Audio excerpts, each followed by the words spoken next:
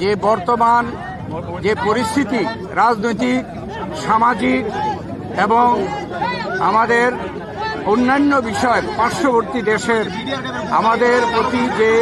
মিথ্যাচার, এসব বিষয়ে বাংলাদেশের অস্তিত্ব রক্ষার জন্য রাজনৈতিক দলগুলোর কাছে সহযোগিতা দেওয়ার জন্য আমাদের প্রধান উপদেষ্টা সাহেব আজকে রাজনৈতিক দলের সাথে আলোচনা করেছেন। রাজনৈতিক দলের নেতৃবৃন্দ এবং আমরা বিএনপির 5 জন এখানে উপস্থিত ছিলাম। আমাদের সকলেই একই ধরনের মন্তব্য যে আজকে বাংলাদেশের অস্তিত্ব রক্ষার জন্য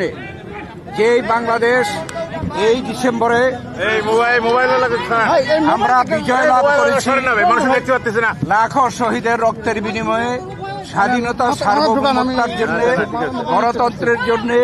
অর্থনৈতিক মুক্তির জন্য এবং দেশের শান্তি শৃঙ্খলার জন্য আজকের এই বিজয় দিনে, বিজয় মাসে আমাদের সকলের প্রত্যয় যে বাংলাদেশে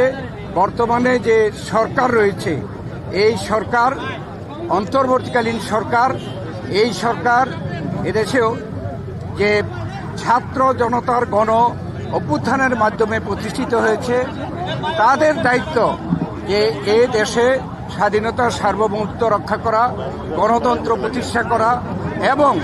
আমাদের দেশের বিরুদ্ধে যে পতিত সরকার আজকে বিদেশে গিয়ে ষড়যন্ত্র করছে এবং বিদেশে যে সকল দেশ সেই পতিত সরকারের, ফ্যাসিস্ট সরকারের সহযোগিতা করছে, তাদের বিরুদ্ধে সকলে কিন্তু ঐক্যমত প্রকাশ করেছে একটা বিভেদ সৃষ্টি এবং এই যে ষড়যন্ত্র হচ্ছে এটা বাংলাদেশের জনগণের মধ্যে বিভেদ সৃষ্টি করার জন্য অপচেষ্টা হচ্ছে। অতএব আমরা সরকারের সাথে ঐক্যমত প্রকাশ করেছি যে আমরা সকলে জনগণ যেমনিভাবে জুলাই আগস্টে ছাত্র জনতার গণ অভ্যুত্থানের মাধ্যমে এই ফ্যাসিস্ট সরকারকে বিদায় করা হয়েছে, তাদের এবং তাদেরকে যারা সহযোগিতা করছে, যাদের ষড়যন্ত্র সেইভাবেই এদেশের ছাত্র সকলে মিলে এই ষড়যন্ত্রকে আমরা সকলে মোকাবেলা করব, এই প্রত্যাশা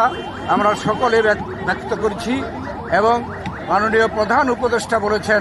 জাতীয় ঐক্য সৃষ্টি করার জন্যে তিনি যথাযথ পদক্ষেপ গ্রহণ করবেন। আজকে রাজনৈতিক দলগুলো যারা আমরা উপস্থিত ছিলাম তারা সকলেই জাতীয় একটি ঐক্য প্রতিষ্ঠার জন্য আমরা একমত হয়েছি। নির্বাচন নিয়ে কিছু